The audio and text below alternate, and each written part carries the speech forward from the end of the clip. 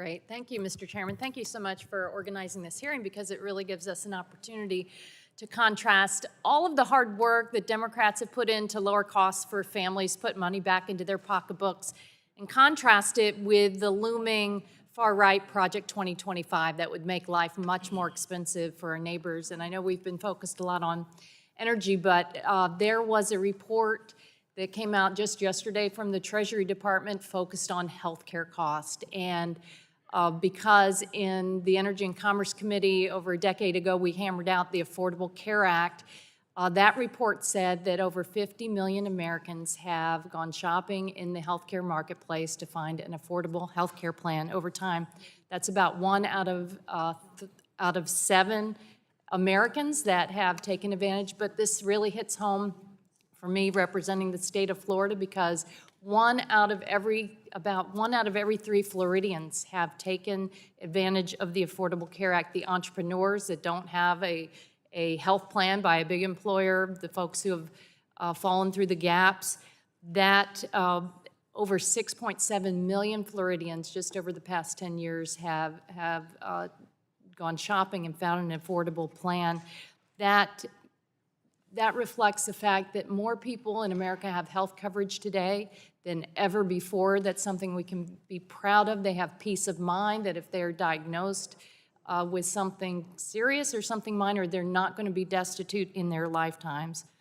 And it really contrasts with the proposal for Project 2025 that proposes to roll back a lot of those consumer protections, everything that we did to prohibit discrimination for pre-existing conditions, everything to ensure that kids can stay on their parents' plans till age 26.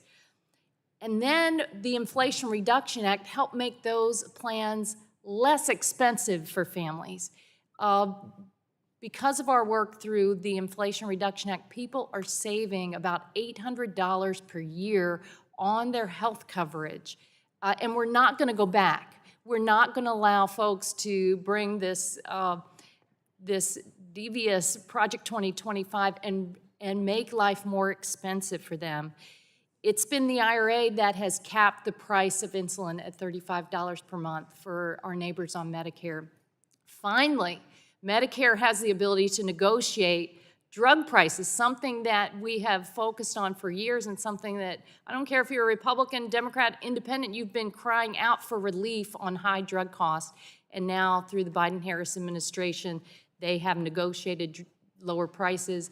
The price cap for our neighbors on Medicare at $2,000 for drug prices is coming into effect shortly. These are real savings and real money back into the pockets of our neighbors, and we're not going to let some hidden, devious plan, Project 2025, make life more expensive. We're just not. We're going to stand up to the powerful special interest and fight for our neighbors back home.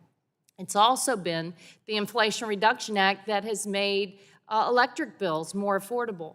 Coming from the state of Florida, the Tampa Bay Times and the FSU Center for Economic Forecasting did an analysis to answer the question, what's driven higher cost hikes in Florida on electric bills?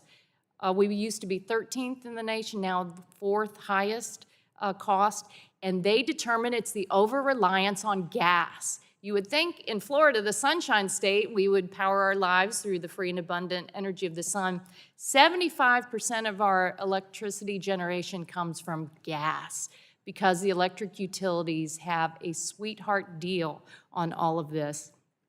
But thankfully, the Inflation Reduction Act has pushed back on a lot of those special interests. Another report that just came out said that thanks to the Inflation Reduction Act, more than 165,000 Floridians claimed the residential clean energy tax credit this year, saving $715 million on their electric bills through a tax cut.